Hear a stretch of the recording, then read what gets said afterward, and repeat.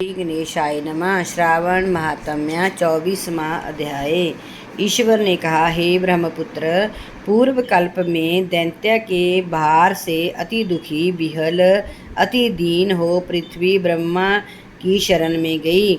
उसके मुख से कथा सुनकर देवगणों के सहित ब्रह्मा ने क्षीर सागर में बहुत स्तुति द्वारा हरि को प्रसन्न किया। ब्रह्मा के मुख से सब सुनकर दिशाओं में प्रादुर्भूत भगवान ने कहा, हे देवतागण, डरो मत, क्योंकि देवकी के उदर से वासुदेव द्वारा अवतार ग्रहण कर मैं पृथ्वी का कष्ट हटाऊंगा। आप देवतागण पृथ्वी पर जाकर यादव रूप से उत्पन्न हो। जो कहकर प्रभु अंतर्ध्यान हो गए। देवकी के जठर से उत्पन्न होने पर वसुदेव ने भगवान को कंस के डर से गोकुल में रखा। वहाँ पर भगवान बढ़ने लगे।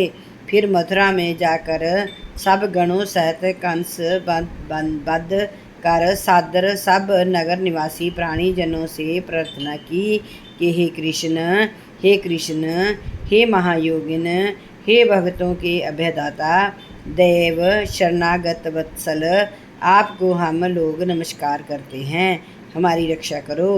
हे देव, हम आपसे कुछ प्रार्थना करना चाहते हैं, उसे आप सुनिए। हे देव, किसी को भी आपके जन्मदिन का ज्ञान नहीं हुआ। जान लेने पर सब लोग उस रोज वर्धापन उत्सव करेंगे। इस प्रकार उसमें उसकी भक्ति, श्रद्धा तथा अपने में आत्मीयता देखकर उन लोगों से केशव ने जन्मदिन में होने वाले कार्य को कहा। उन्होंने श्रवण कर उसी विधान से व्रत किया। व्रत करने वाले को भगवान ने बहुत वर दिया। इसमें एक प्राचीन इतिहास कहते हैं। अंग देश में उत्पन्न मितजित नाम वाला राजा हुआ। उसका पुत्र महासेन नाम वाला हुआ।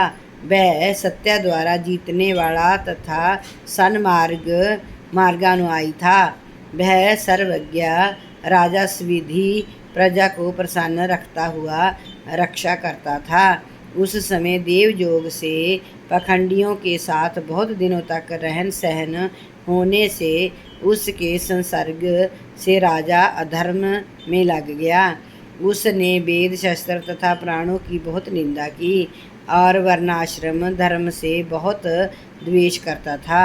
हे मुनि सत्तम, जो बहुत काल बीतने पर काल के वशीभूत हो जमदूत के वश हुआ, पाश बंधन में बांधकर जमदूतों ने जम के समीप लाकर दुष्ट संगति योग से उसे बहुत पीड़ा तथा ताड़ना दी।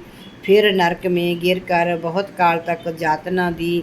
भोग कर अभिष्ट पाप द्वारा वह पिशाच योनि में गया। भूख प्यास से दुखी हो मारवाड़ देश में घूमता हुआ किसी वैश्य के शरीर में प्रवेश कर उसी के साथ पुण्य देने वाली मथुरापुरी हो गया। मथुरा के पास पहुंचा तो मथुरा रक्षकों ने उसकी देह से अलग कर दिया।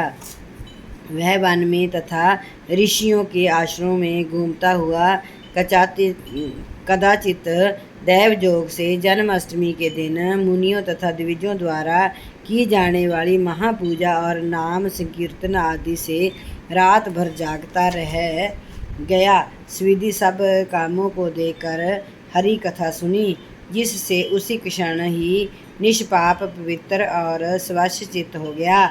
उसी समय प्रेत शरीर छोड़कर विमान द्वारा विष्णु लोक को गया। जमदूतों से अत्यक्त हो दिव्य भोग संबंधित हो गया। इस व्रत के प्रभाव से विष्णु के सानिध्य से मुक्ति फल प्राप्त किया। ओम नमः शिवाय। ओम नमः शिवाय। श्री गणेशाय नमः।